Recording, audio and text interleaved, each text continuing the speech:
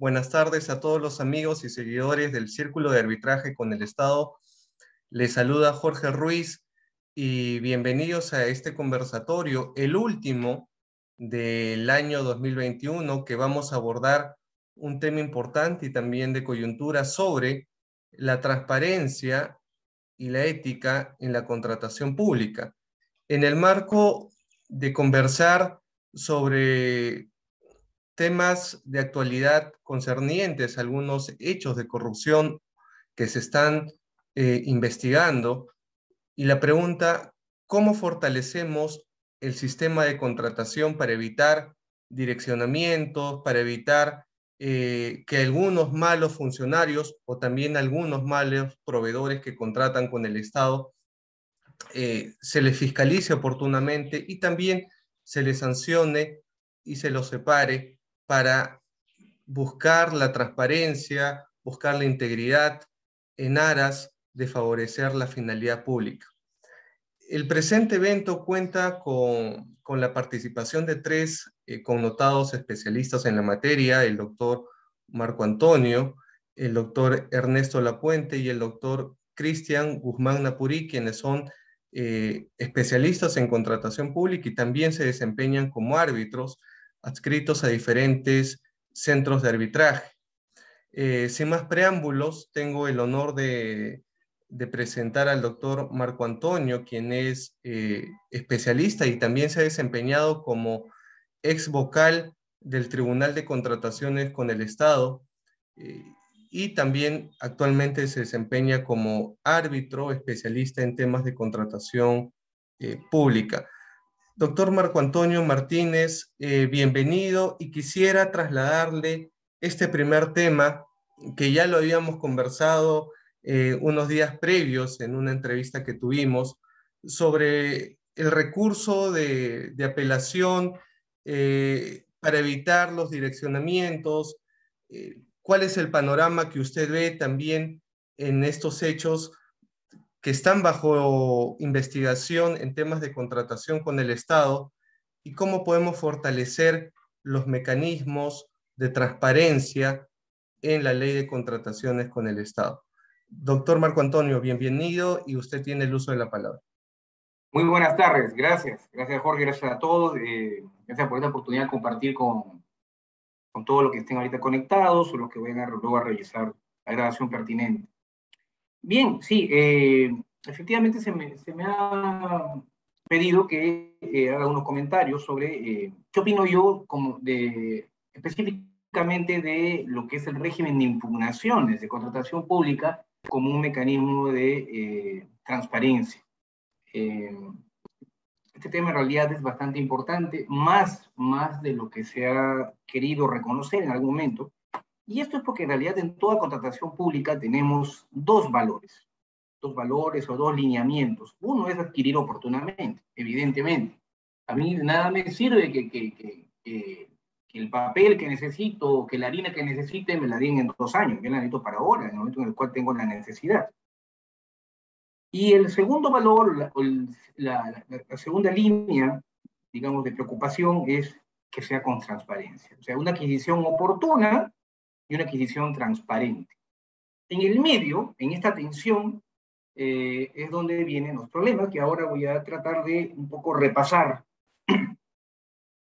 Bien,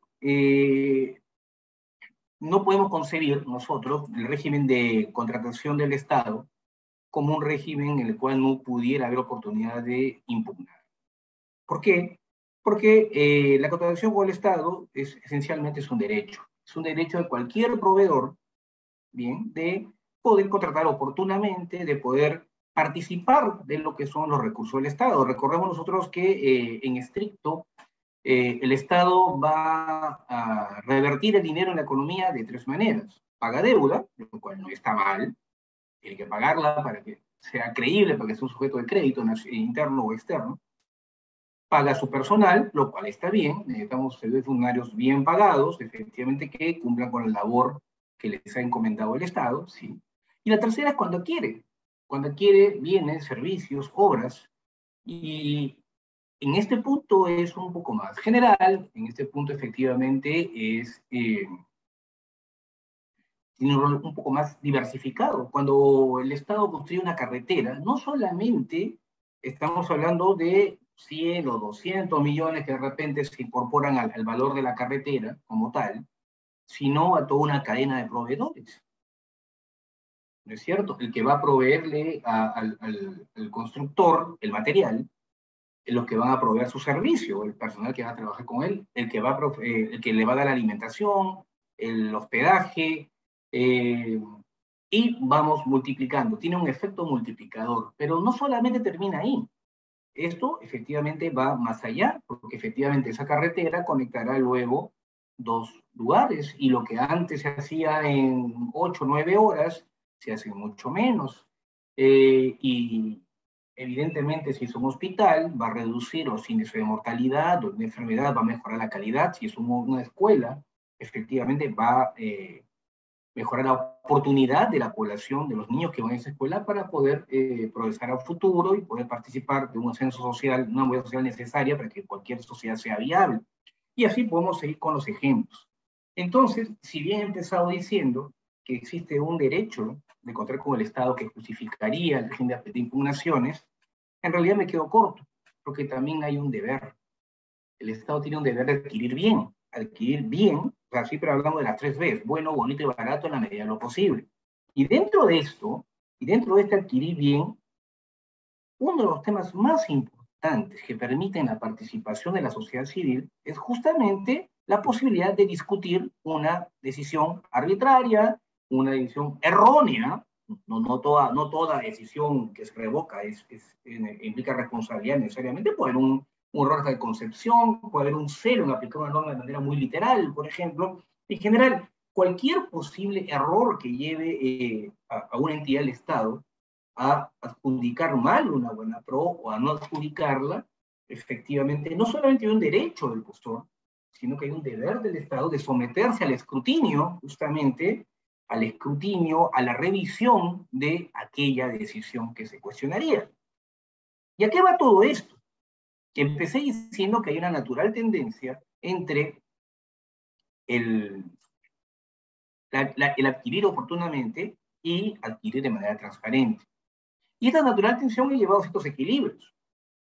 En efecto, el régimen de contratación pública es un régimen per se disputado, en el cual eventualmente cualquiera pudiera ganar en tanto cumpliesen las mismas condiciones. Y no es dinero del funcionario, es dinero de todos nosotros, y por eso, por ende, efectivamente, no se adjudica a dedo a quien se quiere, sino a quien corresponde, a quien cumple con las condiciones objetivas. Y dentro de eso, como le decía, pero también tiene que ser oportuno. De nada nos sirve que se adquiera después de 3, 4, 5 años. Por eso es que la acción contenciosa administrativa, la judicial, no suspende, en principio, el régimen de contratación estatal, o la decisión, finalmente, ya sea de la entidad o del tribunal, sobre una buena pro.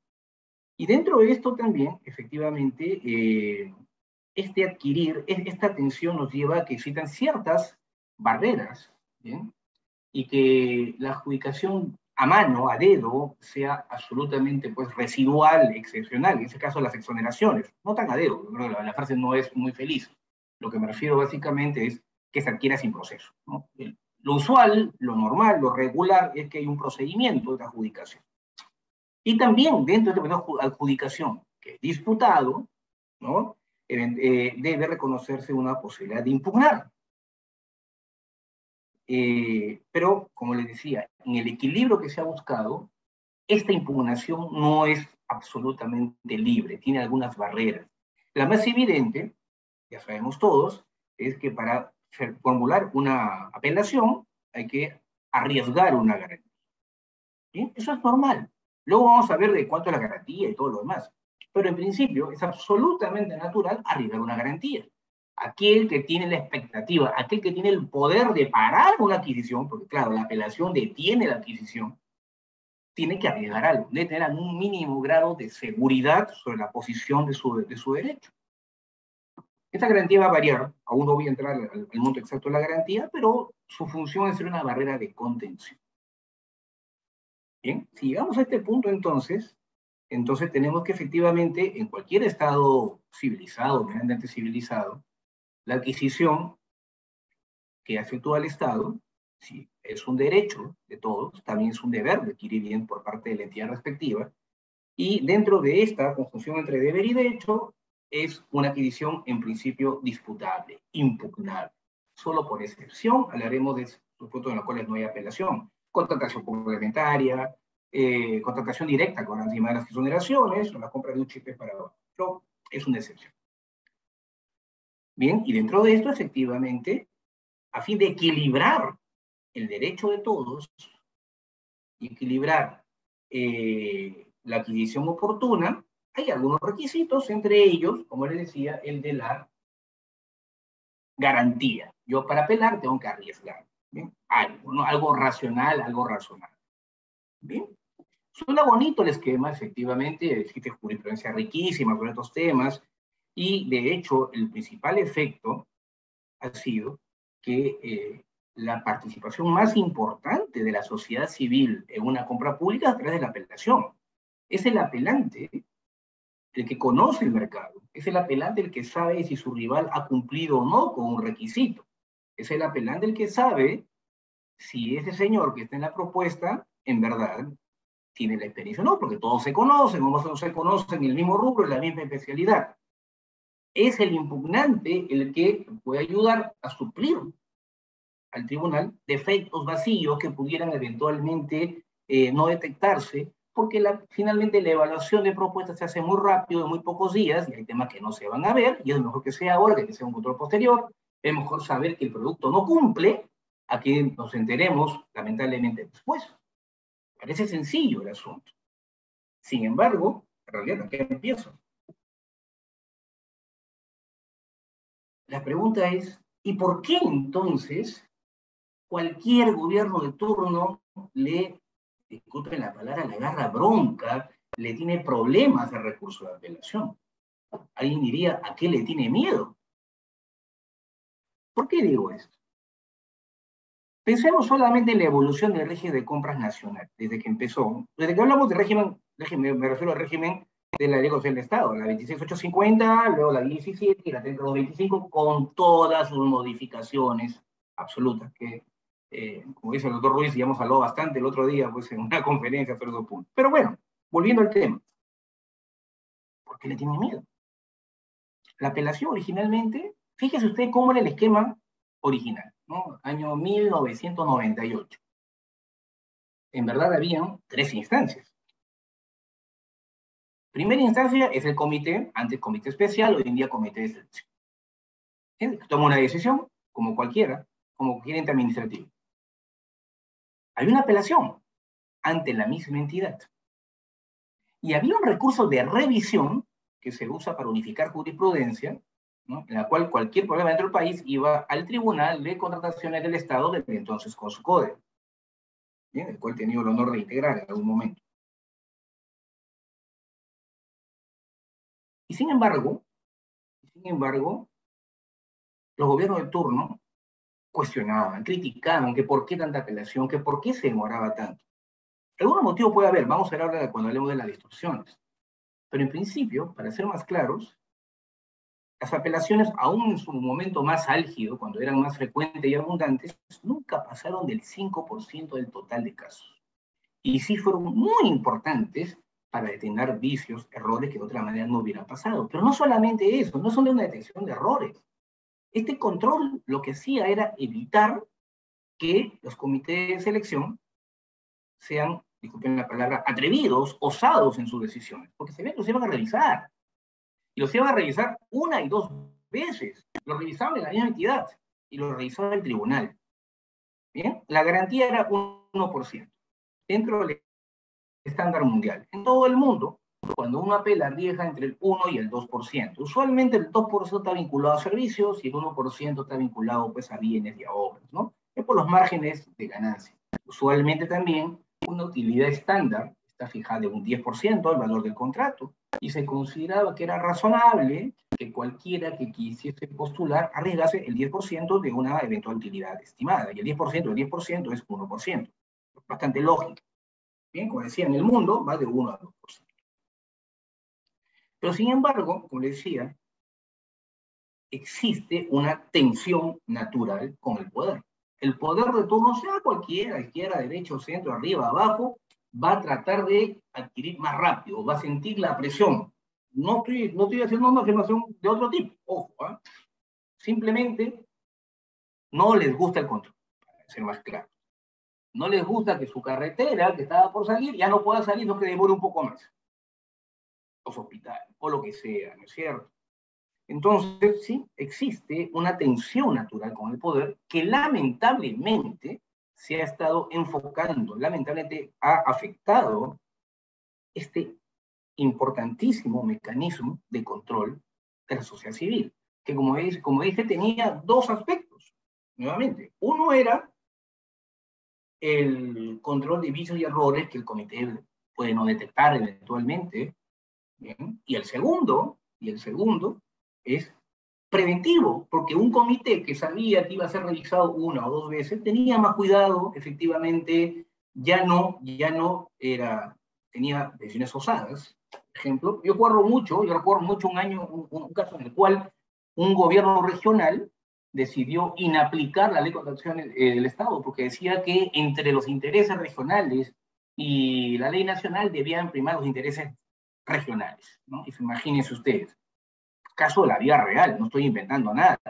Evidentemente, el recurso de apelación permitía suplir ese vicio, ese vacío. Y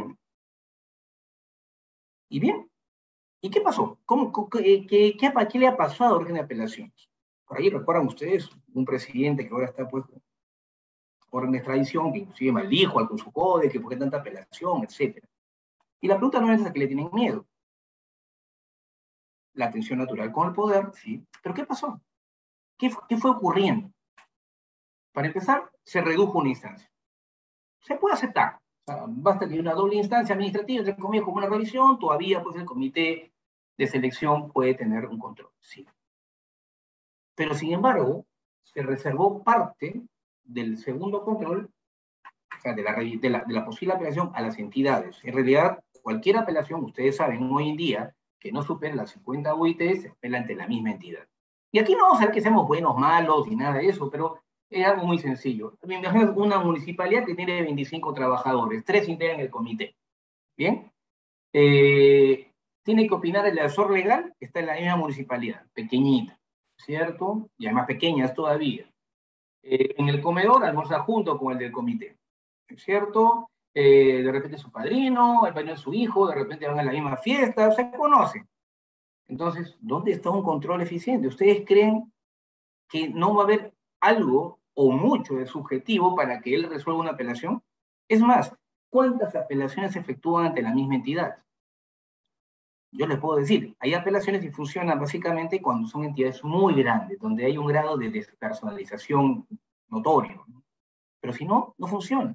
Ustedes pregúntense entonces, ¿qué está ocurriendo con las adquisiciones de 50 auditores para abajo? Hay un grado de impunidad. O sea, finalmente, no digo que sea mal, el comité puede tener una mala actitud, pero también puede estar equivocado simplemente, y la revisión ya no va a ser posible. Y encima se le ocurre al OCES algunos años sacar como criterio que si uno quería pero una nulidad de oficio también tenía que garantizar. Entonces, ¿qué genera esto? ¿Qué ocurre cuando ustedes dejan a unos niños de jardín de infancia sin la profesora? ¿Ustedes creen que están tranquilos leyendo su librito, armando su rompecabezas? Van a revolver todo, es absolutamente normal. ¿Qué pasa cuando simplemente alguien sabe que ya no hay control? El que quiere actuar mal, va a actuar mal con impunidad, y los demás empiezan también a desordenarse. Porque efectivamente es importante estos controles cruzados, los controles de la sociedad civil. Pues bien, algunos casos, ya no todos, suben al tribunal, ¿no es cierto?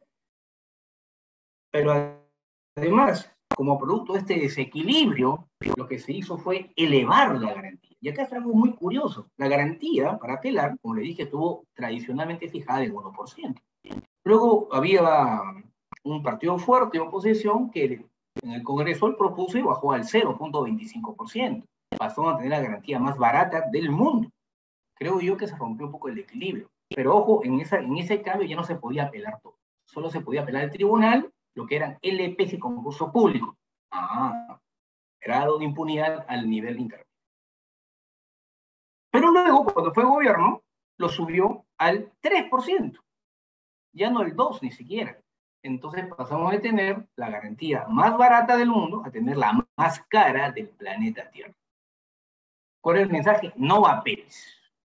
Si apelas, te va a salir carísimo. De hecho, esto casi mató las instalaciones en obras.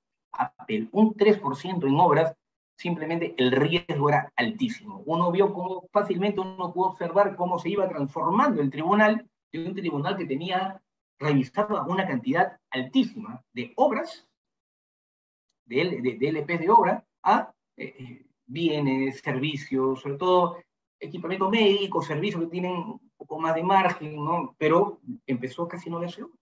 Y nuevamente esto genera pérdida de control, desorden, efectivamente, se va perdiendo, según, creo que ya me regalan sin luz, disculpen, acabo de prender la luz, se va perdiendo entonces este control cruzado, este saber que tengo que actuar bien, porque si no, pues la sociedad civil va a participar. Y no solamente eso, a la sociedad civil se le ha ido cerrando las puertas mediante el recurso de apelación bajo una serie de medidas. Por ejemplo, o sea, esta huida del control que se ha producido mediante las distorsiones. Yo le llamo las distorsiones del recurso de apelación. Cuando tuve la suerte de llegar al tribunal, encontramos que había, el tribunal declaraba la nulidad por quítame esta paja. Que las bases, no se figura la firma no se aprecia la firma del mismo comité que la aprueba, nulo el proceso. Que las bases, no sé cuánto, nulo el proceso. El tribunal empezó a aplicar el criterio de conservación del acto. ¿Bien? Fue un tema con el cual se evitaban estas nulidades absurdas, que era una distorsión. Efectivamente, ahí sí, bien criticado. O sea, llegaba el procedimiento y por un tema absolutamente accesorio se generaba pues una nulidad. Esto eso se quiso combatir o se empezó a combatir con la conservación del acto que hasta ahora felizmente se aplica. Hay jurisprudencia muy famosa, muy importante del tema. Hay una que siempre recuerdo, si ustedes pueden hacer un poco de arqueología, me gusta mucho porque fue la que fijó el criterio. Hay una que es la 205-2007, si no me equivoco, no me equivoco en la memoria. Había otras posteriores, pero esta es la que fijó el tema, y recuerdo que salió un ítem, y obviamente el otro era nulo, no queda otra cosa, ¿no? Pero era un tema excepcional. El tribunal hoy en día aplica conservación del acto, lo cual es bueno. Bien, eso es por un lado, pero entre las distorsiones también tenemos las resoluciones sorprendentes. Lamentablemente tenemos resoluciones sorprendentes, uno dice, ¿qué pasó acá? Recuerdo un caso, justo estaba descargándolos ahora, recuerdo un caso en el cual el Tribunal de Consejo de Estado conservó un proceso con vicio, con error, con perjuicio. La conservación no debe implicar perjuicio a nadie, ¿no? A pesar del perjuicio, conservó el acto. Otra resolución, por ejemplo, el Tribunal lo que hizo fue castigar al comité porque había detectado un documento falso. He dicho, oye, no era el momento, por si acaso, eso es un control posterior. ¿Y para qué le detectas? No le detectes nada. Y efectivamente le devolvió la buena prueba a este postor, en el cual ya de alguna manera ya se había acreditado pues, el tema del documento falso. Y podemos seguir. Yo recuerdo una que es increíble también, en la cual un contratista, un postor, perdón, pedía la nulidad de la buena pro y la pedía porque quien había declarado la nulidad del proceso no era el titular de la entidad, era un mando intermedio. Para eso probó, adjuntó el ROF, el MOF, todas las normas de gestión. El tribunal le pidió información a la entidad nunca remitió nada y dijo, como la entidad no remitió nada, no me consta que ese MOF, que ese ROF sean verdaderos, y le dio la razón, y le declaró infundado y le ejecutó la garantía a este señor. Luego la entidad remitió todo, efectivamente era cierto lo que es el contratista, pero ya estaba el daño hecho. Estas resoluciones sorprendentes efectivamente desalientan la apelación. Aun si fuera baratísima, aun si fuera el 1%, desalienta. Pero quizás la mayor distorsión es la búsqueda del defecto del apelante. Es algo que le ha hecho mucho daño, creo yo, y lamentablemente ustedes pueden revisarla de manera aleatoria las resoluciones, por ejemplo, el año 2019 o 2020, y van a ver que la mitad de los postores, la mitad de los apelantes se va con su sancionador bajo el brazo. ¿Por qué? Porque claro, el que se defiende la buena pro le va a encontrar y le va a buscar lo que sea y mira que este documento, y como el tribunal de pasadita, a mí no me toca hablar de régimen sancionador, pero como el tribunal de pasadita amplió su criterio sobre lo que era inexacto, por ejemplo, todo podía ser inexacto, mirar mal podía ser inexacto, etcétera, bueno. Entonces todos iban con su sancionador bajo el brazo. Y como además el tribunal fue muy radical en esto, y como el tribunal, ¿cómo hicieron? Pero se han salido de la ley general. Hoy en día hay dos regímenes sancionadores que se aplica a cualquier administración, y el del tribunal, uno con principio de culpabilidad, el otro con responsabilidad objetiva, y sin ruptura de causalidad, muy duro, por cierto. Entonces, ¿qué ocurre? ¿Voy a apelar? ¿Para qué voy a apelar? Si apelo, voy a con mi sancionador, y entonces tengo un problema bajo el brazo. Voy a salir peor de como empecé. Y entonces las apelaciones disminuyen. Las apelaciones disminuyen, ¿y qué genera? Hay menos control de la sociedad civil. Entonces me voy a una nulidad de oficio. No, señor, ahora si quieres nulidad de oficio, tienes que arriesgar y pagar tu garantía. Entonces, ¿cómo hago finalmente? Tengo la garantía más cara del mundo. Me emocioné cuando en la ley 3225, cuando se reglamenta, pusieron un tope, ¿no? Esto parece que lo digo en obra, decían, ¿sabes qué? El tope va a ser 200 UITs. En uno de estos cambios le han subido a 300 UITs. Nuevamente viene la huida del control. ¿Por qué? ¿No? Cuando el poder huye del control, es un símbolo, es una señal de que ese control estaba funcionando. Para no dejar con un mal sabor de boca a todos ustedes, un poco quisiera hacer una propuesta. Y yo creo que debemos reforzar los mecanismos de apelación. Siempre, obviamente, buscando el equilibrio. No digo que sea una apelación gratuita sin garantía, porque si tenemos 1 millón de procesos, tenemos 1 millón de apelaciones. Se distorsiona. A mí me gustaba mucho el modelo original, el modelo del 1%. Fuera un modelo con tramos también, pero el modelo con topes, pero no me gusta porque desalienta la apelación en los tramos más pequeños. ¿Y acaso el pequeño no tiene derecho a reclamar? ¿Acaso el MIPE no tiene derecho a apelar? Eso es lo que no me gusta, en realidad, cuando hablamos de estos famosos topes. Ahora, las apelaciones hoy en día no están durando más de 45 días. Que si uno ve todo el procedimiento saliendo desde el comienzo, en realidad no es la etapa más larga. Si uno sabe todos los días que tenemos para firmar contrato, inclusive, estamos en la más larga. Se puede hacer algo más corto. Yo recorro mucho a las apelaciones de 15 días que eran con los procesos abreviados. Se puede retomar eso para ciertos niveles, ciertos tramos, como ejemplo, ¿no? Si la apelación fuera pues de menos de las UITs, la apelación se resolvería en 15 días, por ejemplo, ¿no? Esto permitiría apelar, por un lado, racionalmente, ¿no? Con este 3% brutal que hay hoy en día.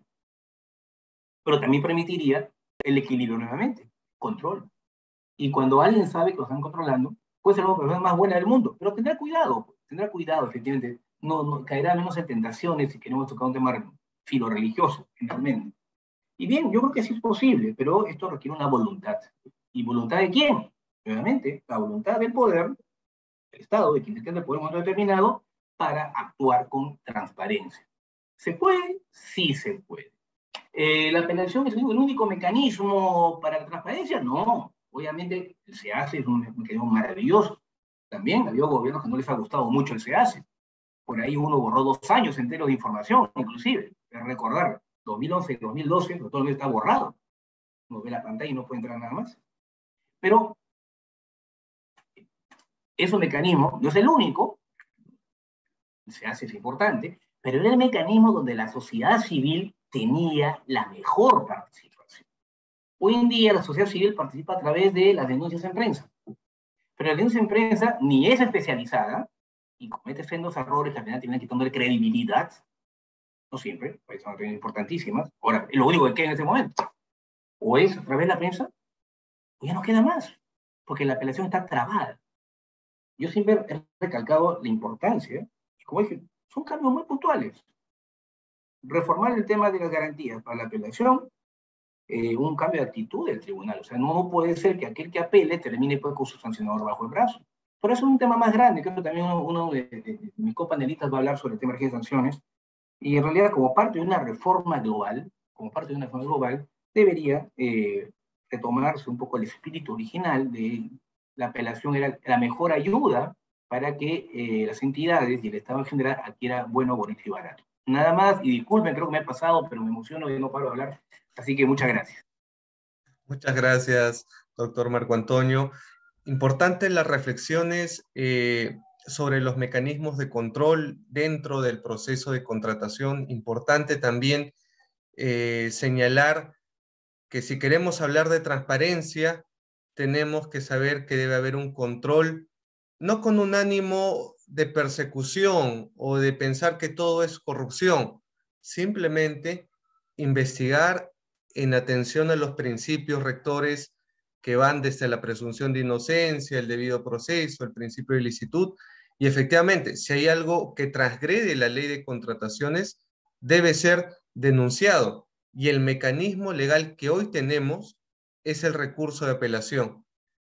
Y en los estándares internacionales, efectivamente, como bien se ha señalado, es importante recordar que si hay una barrera burocrática donde el postor no va a poder apelar porque tiene que pagar el 3% de 1 millón de soles, el 3% de 50 millones de soles en temas de obras, etcétera, efectivamente va a tener que recurrir a la prensa, a la fiscalía, pero nada va a detener el perfeccionamiento de ese contrato, la adjudicación de ese concurso público, licitación pública.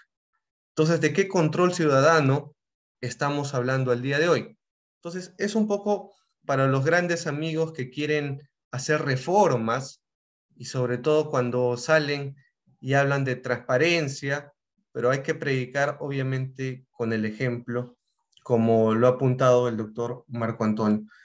Pero ¿qué pasa cuando hay estos temas de responsabilidad, no solamente funcional, cuando hay una mala conducta de tal vez o transgresiones a la ley de contrataciones en presentación de documentación falsa o inexacta? ¿Cuáles son los mecanismos de sanción? Y sobre esto tengo el honor de presentar al doctor Ernesto Lapuente, quien es abogado por la Pontificia Universidad Católica del Perú, es especialista en temas de contratación con el Estado y también es socio fundador de CEPI Legal, quien ve temas de compras públicas y nos va a comentar y nos va a dar alcances respecto al mecanismo de control y de sanción cuando un proveedor o tal vez un funcionario o servidor público que ha actuado como comité de selección ha transgredido la ley de contrataciones. ¿Cuál es la sanción para estas personas o para estos proveedores? Doctor Ernesto Lapuente, buenas tardes y bienvenido. Buenas tardes, gracias a todos, muchas gracias por la invitación. Básicamente, agradecer, reitero, al CAE, a ti, Jorge Ruiz, por la invitación, y bueno, el honor de estar presente aquí con estos copanelistas, juristas tan reconocidos. Bueno, básicamente empezar un poco hilvanando la intervención anterior de mi copanelista y tuya misma, Jorge. Empezar diciendo en realidad que la ética y la transparencia en la contratación pública es responsabilidad de todos nosotros, ¿ok? No solamente de los funcionarios y servidores públicos, ¿no? De una entidad pública, no solamente desde el área usuaria, no solamente desde el comité de selección. Creo que todos somos piezas fundamentales, ¿no? De un engranaje mayor, grande, toda esta cadena, que somos todos nosotros, tanto actores públicos como privados. Ahí la Contraloría y las OSIs también juegan un papel muy importante, donde básicamente se debe perseguir lo que se tiene que perseguir, donde realmente hay indicios de corrupción, pruebas concretas de corrupción. No es simplemente denunciar por denunciar, porque he conocido muchos casos que terminan en fiscalía cuando realmente no lo meritaban, y claramente luego se archivan, como tenía que haber sido. Y bueno, yo particularmente tengo el honor de poder contar que he sido miembro del comité de selección durante 5 años en una entidad pública, y puedo contar con mucha tranquilidad que jamás vi nada raro, jamás me insinuaron algo, jamás me solicitaron algo, jamás me dieron ninguna instrucción, ¿ok? Ni a mí ni a las personas que integraban conmigo el comité de selección. Todo se llevó de manera transparente, muy bien, y los resultados están ahí. Nunca ha habido ninguna denuncia de por medio con relación a esos temas. Entonces, justamente decía que la ética en la contratación pública es de todos nosotros, y ahí también juegan un papel importante los proveedores, ¿no? Los contratistas, los postores, ¿no? Que participan en procesos de contratación pública, ¿no? Justamente para castigar aquellas conductas ilícitas, ¿no? Que ha previsto la normativa de contrataciones del Estado, las infracciones que se cometen contra la ley de contrataciones del Estado, están, bueno, justamente en los mecanismos. La potestad sancionadora de estos proveedores está a cargo del Tribunal de Contrataciones del Estado del OCE, ¿ok? Y bueno, las sanciones que están previstas en la normativa, en la ley básicamente, son las de multa, las de inhabilitación temporal para contratar con el Estado y de inhabilitación definitiva, ¿ok? Vamos a explicar brevemente cada una de ellas, ¿no? La sanción de multa viene por cometer, bueno, por ejemplo, la sanción de multa consiste ¿en qué consiste? En imponer una sanción pecuniaria de entre el 5% y el 15% del valor de la oferta que se ha presentado en el procedimiento de selección en concreto o del valor del contrato. ¿Okay? ¿Y qué tiene que pasar para que podamos cometer esta infracción que nos pueda llevar a una sanción de multa? Okay. Los supuestos que están contemplados en la ley son los siguientes. Uno de ellos es, por ejemplo, no firmar el contrato con la entidad luego de haberse adjudicado la buena prueba. No haber firmado el contrato injustificadamente luego de haber obtenido la buena prueba. Otro supuesto es desistirse o retirar injustificadamente la oferta, ¿no? Eso está castigado también con una sanción de multa. Otro caso típico es subcontratar, ¿ok?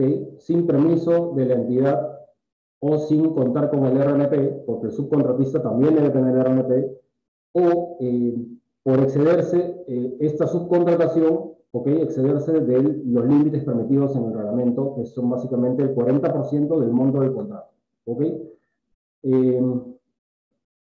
Otro supuesto es, por ejemplo, por haber contratado sin contar con RNP o porque se ha excedido, ¿no? La capacidad de libre contratación, ¿no? Que le ha asignado el OCE a la empresa, ¿no? Esos son los supuestos básicos de castigo con la sanción de multa. La sanción de multa también sale con una medida cautelar de inhabilitación temporal para contratar con el Estado, ¿ok? Por el tiempo que dura, lo que señala la normativa es una medida cautelar temporal de entre 3 y 18 meses, ¿ok? Eso lo fija la propia resolución cuando sanciona con la inhabilitación, con la multa y la inhabilitación temporal, ¿ok? Como medida cautelar. Ahí hay que tener cuidado también con el principio de razonabilidad que está en la Ley de Procedimiento Administrativo General. ¿Por qué? Porque yo he conocido muchos casos de proveedores que son sancionados con esta multa y sale la medida cautelar también temporal de inhabilitación, ¿ok? ¿Y qué sucede? Debido al monto de la oferta o al monto del contrato, la multa salió muy onerosa, muy elevada, ¿no? Para ellos imposible de cumplir, ¿ok? La multa, en un caso concreto que yo recuerdo, salió por 1.400.000 soles, ¿ok? Y la medida cautelar, ¿no? De inhabilitación temporal salió por solo 4 meses. ¿Qué sucede ahí? Que el proveedor simplemente dice, prefiero esperarme los 4 meses. Me espero los 4 meses, al cabo de los cuales estoy libre nuevamente, puedo volver a contratar con el Estado y ni siquiera tengo que pagar la multa, ¿ok? Porque eso es así. Hay una directiva del OCE que regula esto y dice que transcurrido ese tiempo también fenece la obligación de pagar aquella multa, ¿ok? Entonces, hay que tener cuidado con que el cumplimiento o la comisión de la infracción no sea a veces más beneficiosa que la propia sanción que nos impone la autoridad administrativa, en este caso el Tribunal de Contrataciones del Estado, ¿ok? Otros supuestos de castigo para los proveedores es la inhabilitación temporal, ¿no? Que va entre 3 y 36 meses, ¿ok? Los supuestos típicos son el de presentar información inexacta, ¿no? Es algo que sucede todos los días en casi todos los procedimientos de selección y es El gran grueso, junto con la infracción de presentación de documentación inexacta, el gran grueso de casos de procedimientos sancionables en el Tribunal de OCE. ¿Okay? El otro supuesto es justamente el de haber presentado información falsa, documentación falsa en las ofertas. ¿Okay? Esa infracción se castiga con una inhabilitación temporal entre 36 meses y 60 meses, es decir, entre 3 y 5 años. ¿Okay? Y la última es la inhabilitación definitiva. ¿Qué tiene que pasar para caer en inhabilitación definitiva? Nosotros como proveedores tenemos que haber cometido en los últimos 4 años, ¿ok? En los últimos 4 años tenemos que haber cometido la infracción, haber sido sancionados más de 2 veces con inhabilitación temporal. Y estas más de 2 inhabilitaciones que hemos tenido tienen que sumar en conjunto más de 36 meses, ¿ok? Es decir, en los últimos 4 años, por ejemplo, tengo que haber sido sancionado 3 veces con inhabilitación temporal. Y esas 3 sanciones que yo tengo tienen que sumar más de 36 meses para contratar con el Estado. Ese es un supuesto bajo el cual inmediatamente el tribunal, dentro del análisis que hace, ¿no? Como los criterios de gradualidad para imponer la sanción, revisa los antecedentes de la empresa que está siendo investigada y si ve que tiene antecedentes de sanción, simplemente hace el cómputo, ¿no? De aquellas sanciones y si todas estas configuran este supuesto, pues nos va a sancionar con inhabilitación definitiva en ese caso concreto. ¿Okay? El otro supuesto para inhabilitación definitiva es haber cometido la infracción de presentar documentación falsa 2 veces, ¿no? Es decir, si una vez me sancionaron por haber presentado documentación falsa, vuelvo a cometer el mismo error, vuelvo a tener un sancionador y se vuelve a comprobar que presenté documentación falsa, me van a volver a sancionar y esta vez con inhabilitación definitiva. Por supuesto que esto también, en la medida que conlleva a un delito, ¿no? Eso también conlleva, genera que el propio OCE derive, el tribunal deriva todos los actuados a la Procuraduría del OCE para que nos denuncie ante el Ministerio Público por el delito de falsificación documentaria, ¿no?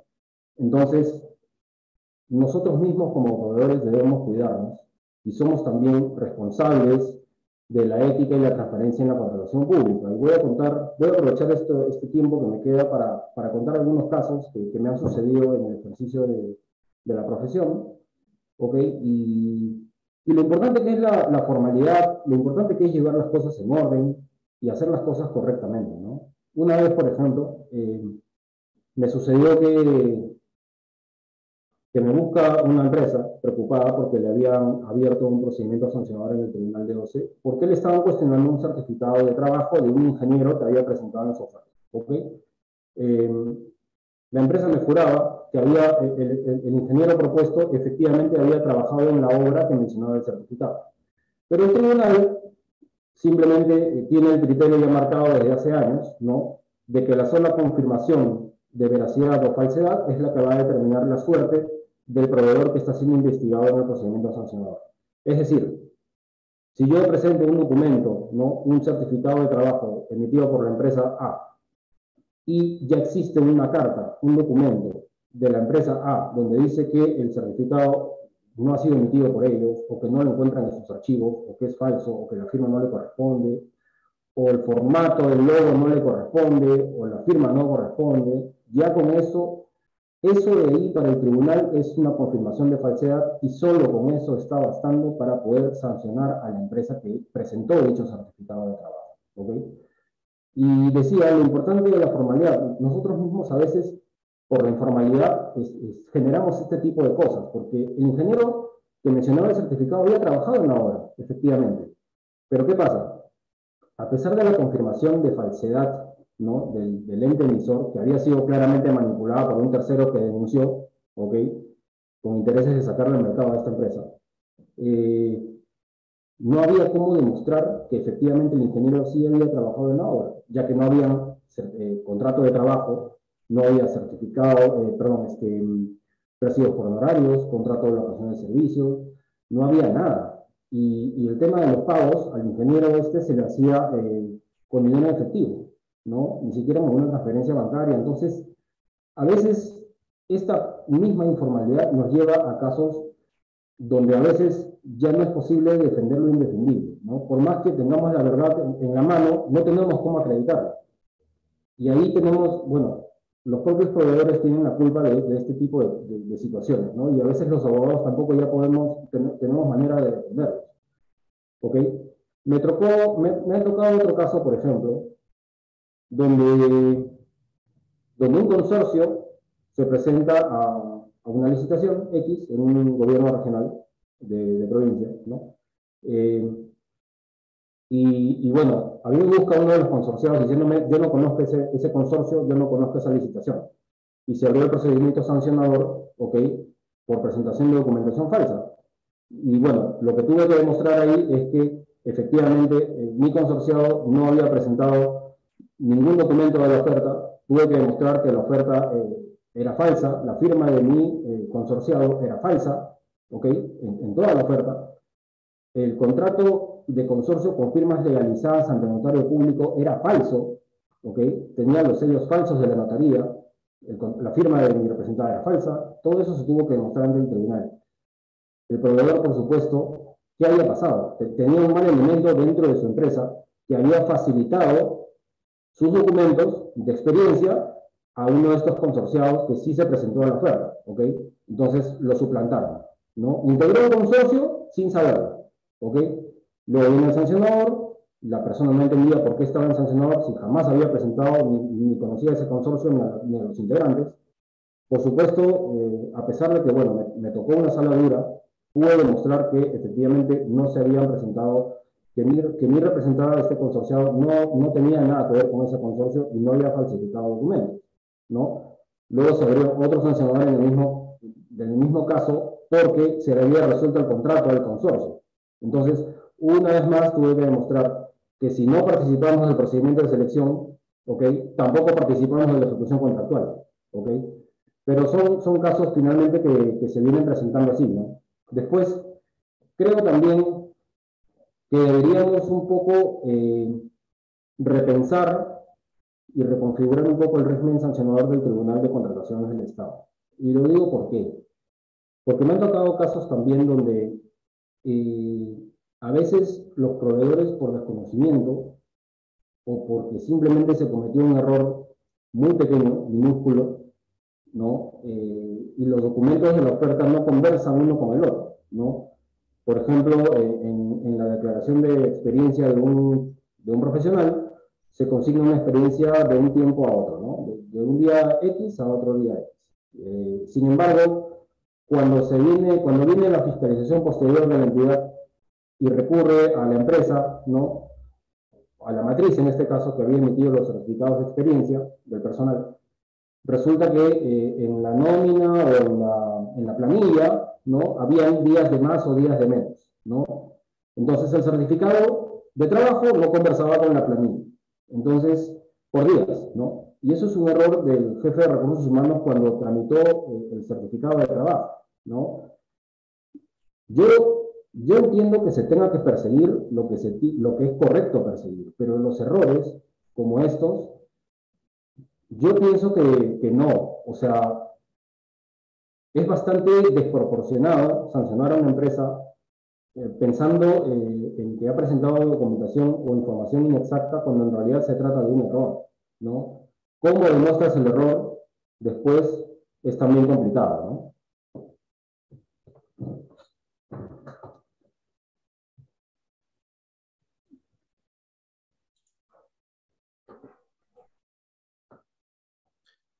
Bien, muchas gracias, doctor Ernesto, por la brillante exposición respecto a los mecanismos de sanción en el marco de la Ley de Contrataciones con el Estado. Y en efecto, esperemos que si se habla de una reforma también se evalúen estos aspectos que no tengan un ánimo de persecución, porque a veces se cree que por el hecho de que alguien, un funcionario o un proveedor es denunciado, ya sea ante el Tribunal de Contrataciones con el Estado o en el Ministerio Público o ante la Contraloría, ya tiene que ser sancionado y efectivamente esto tiene que pasar por el debido proceso, el derecho de defensa, esclarecer los hechos en materia de investigación. Y efectivamente, donde hay prueba fehaciente, contundente, hay que sancionar, pero donde hay duda razonable, considero que la duda favorece al administrado. Entonces, continuando con el programa, tengo el honor de presentar al doctor Cristian Guzmán Napuri, quien no necesita presentación, pero el doctor quien nos acompaña es abogado especializado en Derecho Público, magíster en Derecho en mención de Derecho Constitucional, es docente universitario en diferentes casas de estudios como ESAN, la Universidad Continental, director de la Maestría de Derecho Administrativo Económico y de los programas de Derecho Constitucional en la Universidad Continental. Vocal del Tribunal de su Salud, también se desempeña como profesor, conferencista y también árbitro, especialista en contratación con el Estado. Doctor Cristian Guzmán Napuri, bienvenido.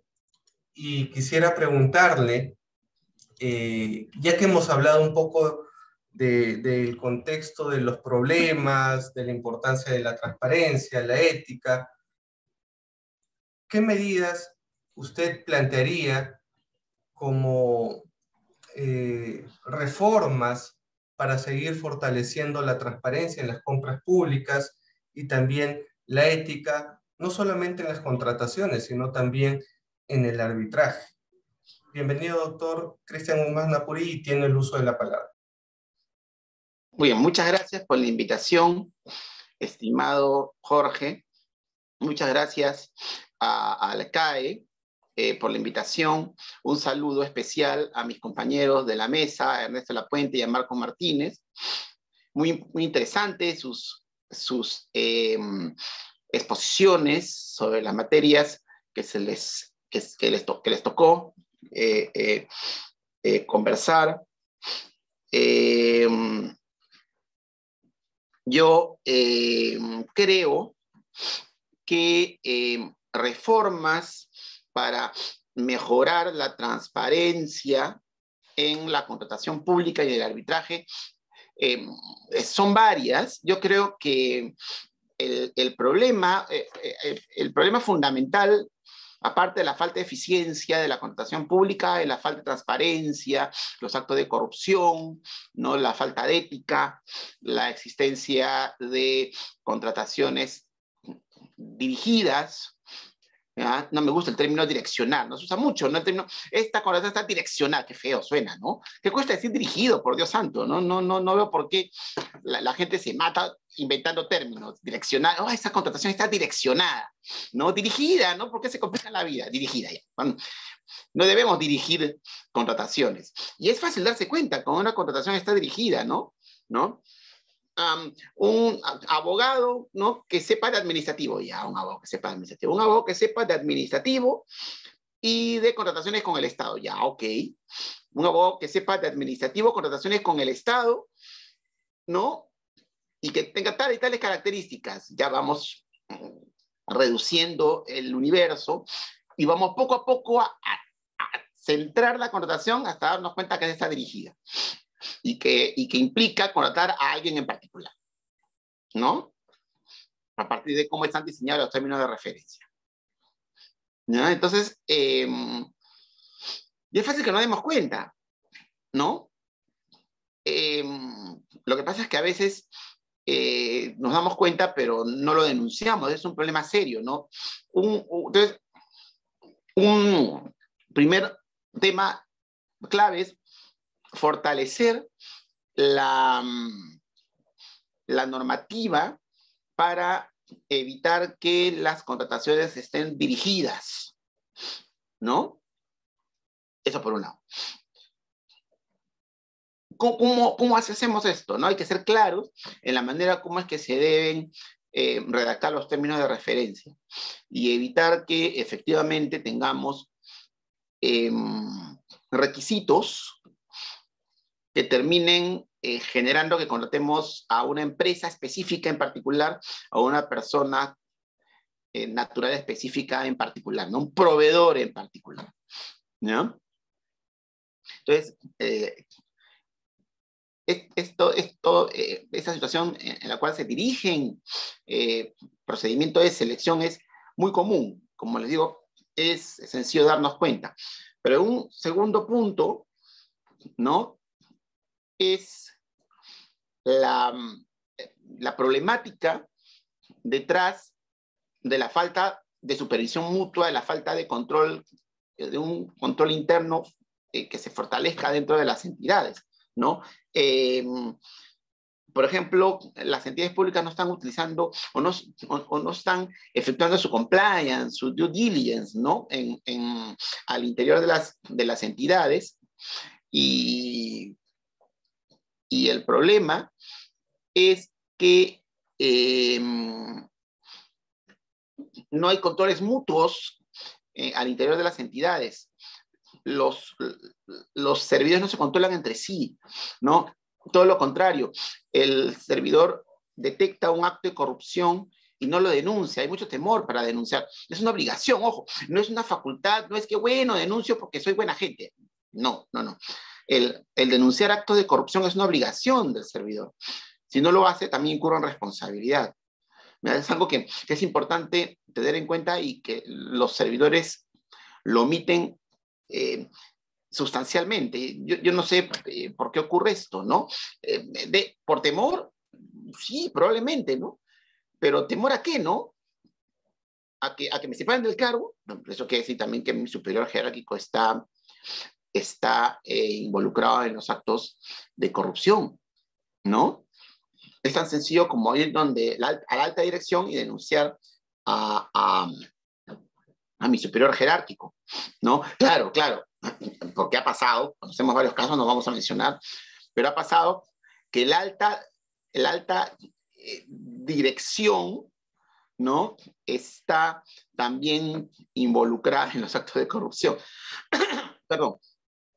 Entonces, claro, la alta dirección no va a hacer caso a la denuncia del servidor. Entonces al servidor no le va a quedar otra que renunciar. Ustedes miran, no, pero los trabajos no están votados. Yo lo siento, yo prefiero 1000 veces patear latas un rato a estar involucrado en actos de corrupción, perdón. Porque pateo latas un rato, de repente estaré desempleado 1 mes, 2 meses, 3 meses. ¿Ya? Pero si estoy involucrado en actos de corrupción, voy a terminar sometido a un proceso penal, que es muchísimo peor, ¿no? O sea, hay un punto de comparación entre, insisto, estar desempleado unos meses o estar involucrado en un proceso penal, ¿no? Donde voy a tener que contratar abogado penalista, me va a costar un ojo en la cara, ¿no? Por lo menos esos 2 o 3 meses viviré de mis ahorros, ¿ya? En cambio, mis ahorros se van a licuar y voy a tener que vender, sabe Dios, hasta un riñón para poder costear el proceso penal. No se olviden, no hay punto de comparación. Entonces, yo conozco diversos casos de personas que han denunciado actos de corrupción e inmediatamente han renunciado, ¿no? Puedo que seguir involucrados en esa situación tan nefasta, ¿no? Denuncio y me voy, ¿no? Claro, depende, ¿no? Dependiendo si la corrupción está zonificada y mi cargo está suficientemente blindado, digamos, porque tengo el respaldo de mi superior respecto al acto de corrupción cometido, no me voy a ir, pues, ¿no? Porque tengo la confianza en mi superior que me apoya en la denuncia del acto de corrupción que puede ocurrir en otras áreas y que yo he tenido conocimiento. Ahí sí no tendré sentido renunciar, todo lo contrario. No, eso fortalece mi posición en la entidad. Pero insisto, si es que mi superior está involucrado o incluso la alta dirección está involucrado, lo único que me queda es coger mis chivas, como dicen en mi barrio, e irme de la entidad, ¿no? Y ahí la denuncia pues la presentaré a OSI, a Contraloría directamente, haré mi denuncia y la presentaré a Fiscalía directamente y que ellos investiguen, ¿no? Y que ellos investigan y soy un testigo calificado, ¿no? Para estos efectos. Entonces, un tema importante es fortalecer la denuncia, ¿no? Hay una ley y un reglamento de protección al denunciante, ¿no? Pero mi percepción es que todavía no es lo suficientemente incentivador de los comportamientos en ese sentido, ¿no? De generar las denuncias. No hay mejor contralor que el propio funcionario, ¿no? En general.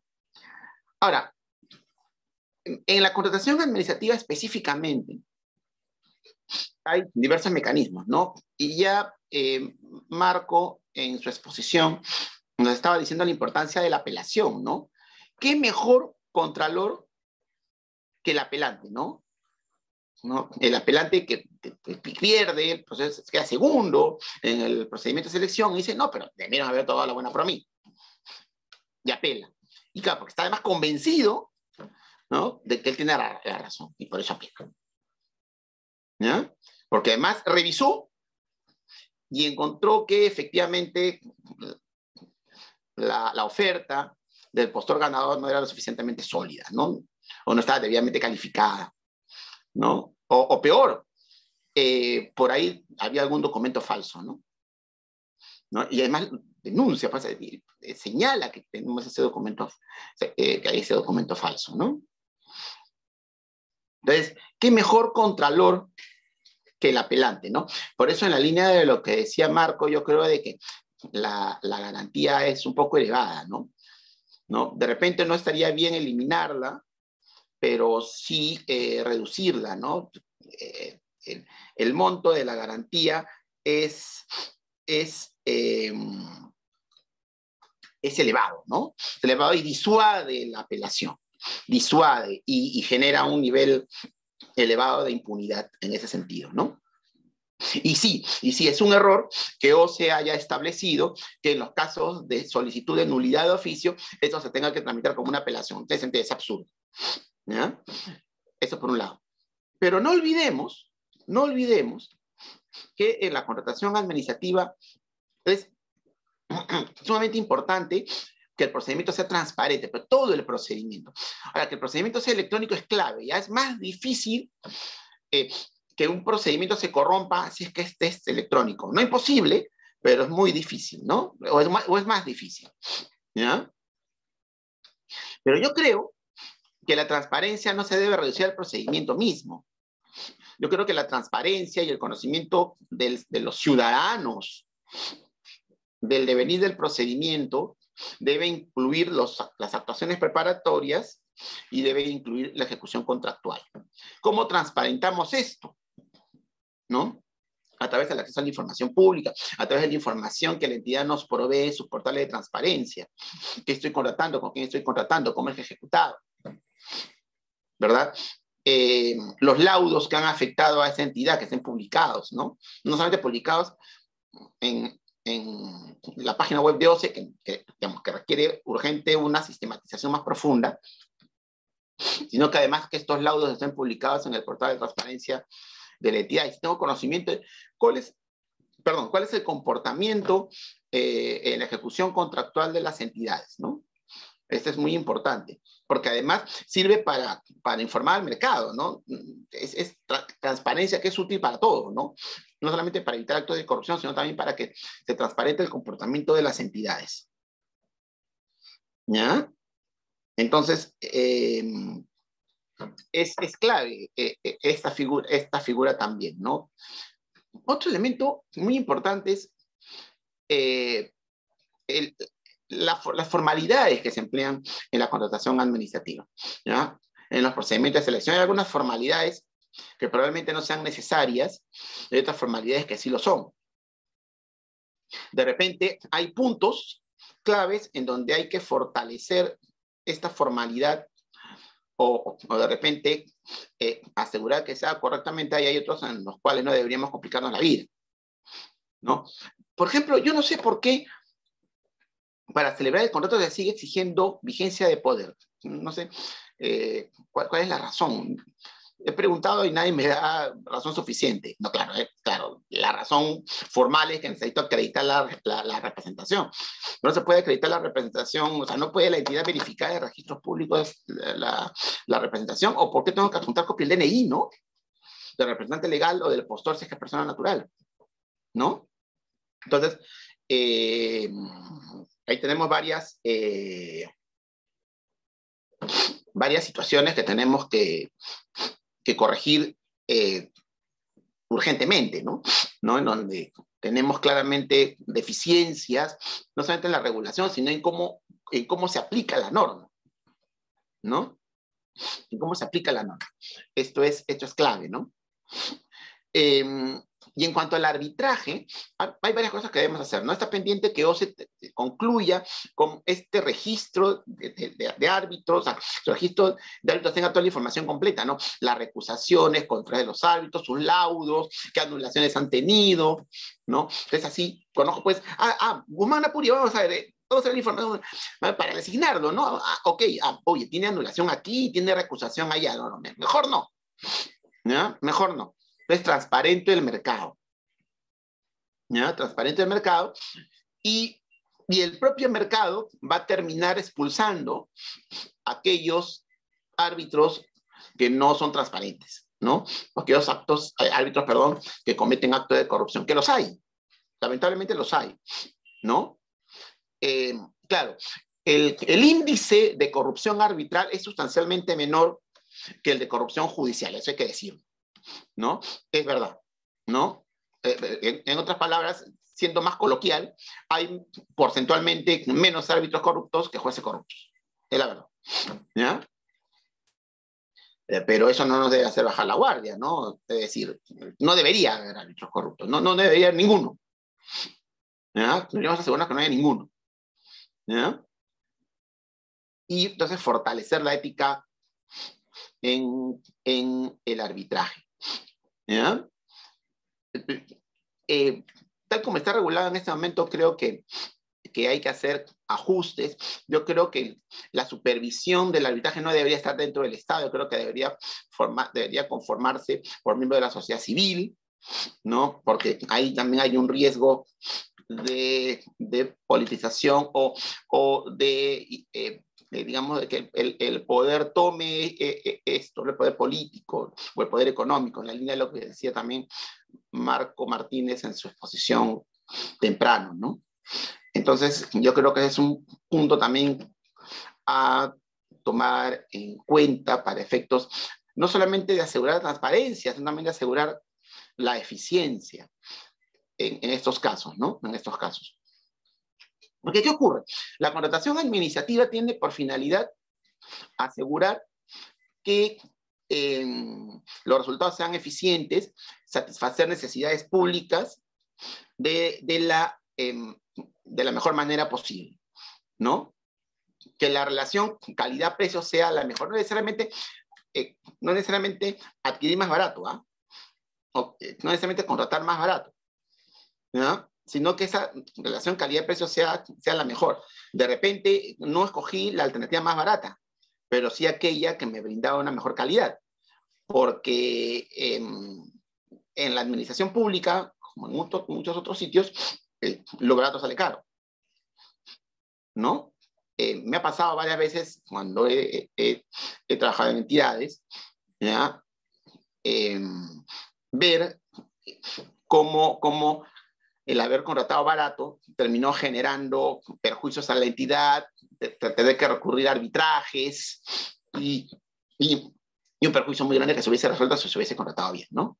O sea, al final, lo que me ahorré, digamos, en la diferencia entre uno y otro postor, terminé gastándolo y excedió cuando tuve que resolver el problema generado por los incumplimientos contractuales del contratista, ¿no? Entonces,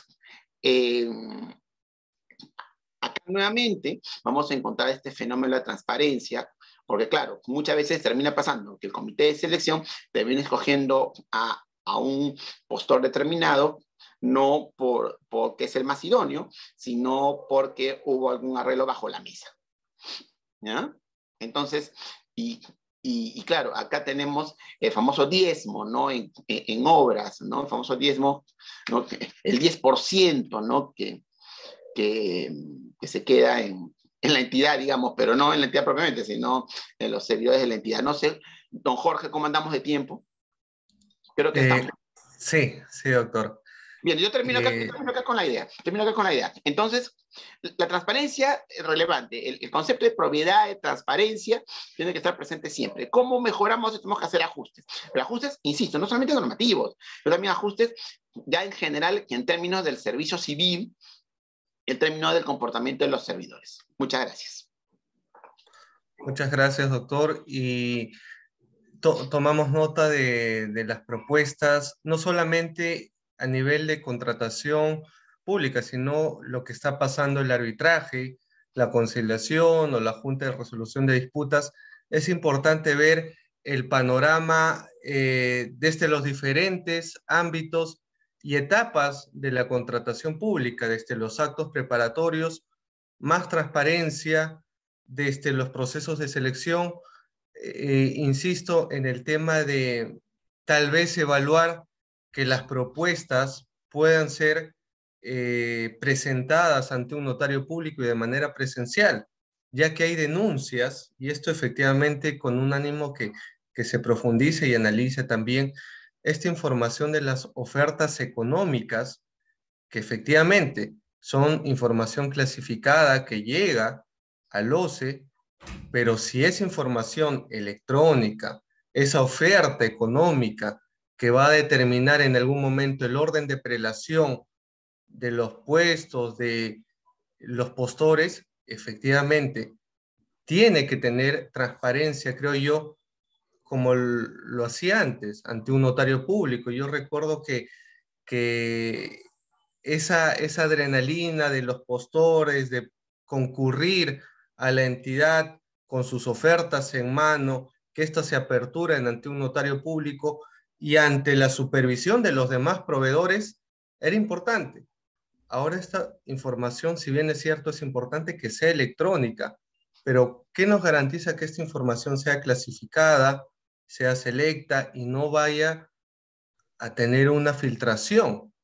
Que esto causaría un perjuicio para los buenos postores que efectivamente se presentan, pero ya hay varios casos, y les comento, porque no me han contado, los estoy viviendo como abogado, que curiosamente postores antes de la medianoche suben su oferta y curiosamente tienen un grado de oferta menor a las demás ofertas de los postores. Entonces, cuidado con esto. No soy, digamos, el único que pone en alerta esto. Hay ex vocales del Tribunal del OCE que han denunciado esto, y efectivamente, si no hay transparencia en el proceso de selección, vamos a tener estos problemas que causan suspicacia. Y efectivamente la ética y la transparencia lo que quieren es que no haya suspicacias. Al contrario, mientras más focos, no solamente en las compras públicas, sino en el arbitraje, como un récord arbitral, como lo mencionaba el doctor Guzmán Napurí, van a ser importantes para todos los operadores. El tiempo siempre es ingrato, así que vamos a ir con las reflexiones de cada uno de los expositores. Yo le voy a conceder por un espacio de 3 minutos, por favor, al doctor Marco Antonio, quien le voy a agradecer que nos brinde las reflexiones, conclusiones sobre este tema importante de la ética y también de la transparencia en las compras públicas. Adelante, doctor Marco Antonio. Sí, ¿qué tal? Bien, en realidad, como han podido ver, yo creo que la transparencia en la compra pública es una búsqueda integral. La solución no va a partir de un elemento u otro.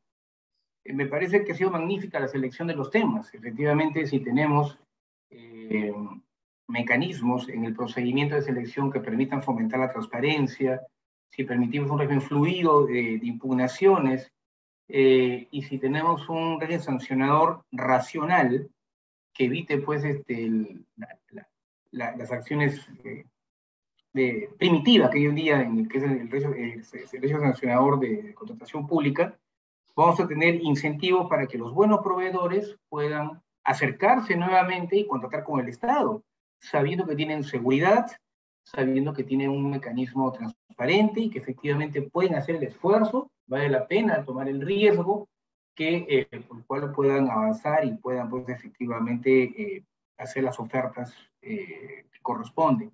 No lo veo nada imposible, es un tema de decisión, es un tema de simplemente ponerse a pensar y qué queremos como país, qué queremos, porque buena parte del tema de la compra pública tiene que ver con lo que queremos como país, es evidente. Y solo para terminar, entonces, yo creo que es un esfuerzo de todos, evitar las distorsiones, evitar pues, que vayamos a un tema de sobrepenalización. En realidad el derecho administrativo es suficientemente rico para dar respuestas dentro del propio derecho administrativo a los problemas que hay. Pero si el derecho administrativo retrocede o simplemente se tapa los ojos, va a ingresar cualquier otro tipo de materias que no necesariamente son las pertinentes o las especiales y que terminan perjudicando a todos. Nada más, gracias. Muchas gracias, doctor. Doctor Ernesto Lapuente, por favor, sus conclusiones y reflexiones del tema. Y bueno, terminar diciendo que justamente la transparencia y la ética en la contratación pública, nuevamente, es responsabilidad y es labor de todos nosotros, no solamente de los funcionarios públicos, sino también de nosotros, actores civiles, asesores, abogados, ahora que está tan de moda ese tema, ¿ok?